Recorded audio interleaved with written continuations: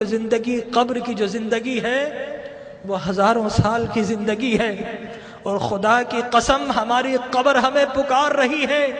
یہ ہم ہی نکمے ہیں نہیں سنتے، ہماری قبر کہہ رہی ہے کہ لوگوں میں بھی تو تمہارا گھر ہوں، لوگوں میرے پاس بھی تم کو آنا ہے۔ اے دنیا کے گھروں کو سجانے والوں، کبھی میری سجاوٹ کا بھی انتظام کیا ہے؟ اگر نہیں کیا تو یاد رکھو کہ میں اندھیرا گھر ہوں، میرے پاس روشنی نہیں ہے۔ میرے پاس آؤ تو روشنی کا انتظام کر کے آنا، میرے پاس آؤ تو چراغ لے کر آنا۔ ارے میں تو لوگوں کی پسلیوں کو بھیج دیتی ہوں، میرے پاس تو ڈسنے والے سانپ اور بچھو ہیں، میرے پاس تو اندھیرے ہیں۔ ہماری قبر پکار رہی ہے کہ لوگوں میرے پاس تو سنگریزے ہیں، میرے پاس تو تعفن ہے، پیپ ہے، پس ہے، میرے پاس آؤ تو انتظام کر کے آنا۔ خالی ہاتھ آئے تو پھر بڑا پچھتاؤ گے، میرے پاس آؤ تو ایک اعمال کا دیا ہاتھ میں لے کر آنا۔ لیکن ہمارا المیہ یہ ہے کہ ہم قبر کی پکار سننے کو تیار نہیں ہیں۔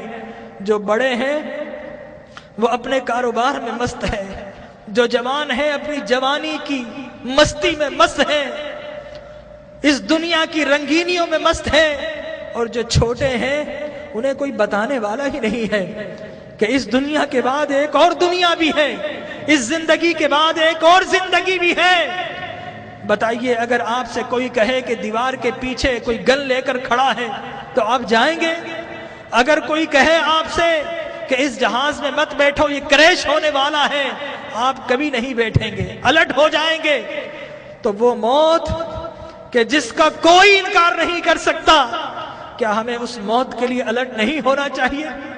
ہمارے نبی نے بتایا کہ لوگوں جو کچھ میں جانتا ہوں اگر تمہیں معلوم ہو جائے تو تم ہنسنا چھوڑ دو، تم رونا شروع کر دو، ہنسنا چھوڑ دو۔ لوگوں جو کچھ میں دیکھ رہا ہوں اگر تم دیکھ لو تو تم شہروں کو چھوڑ دو اور جنگلوں میں دوڑ پڑو۔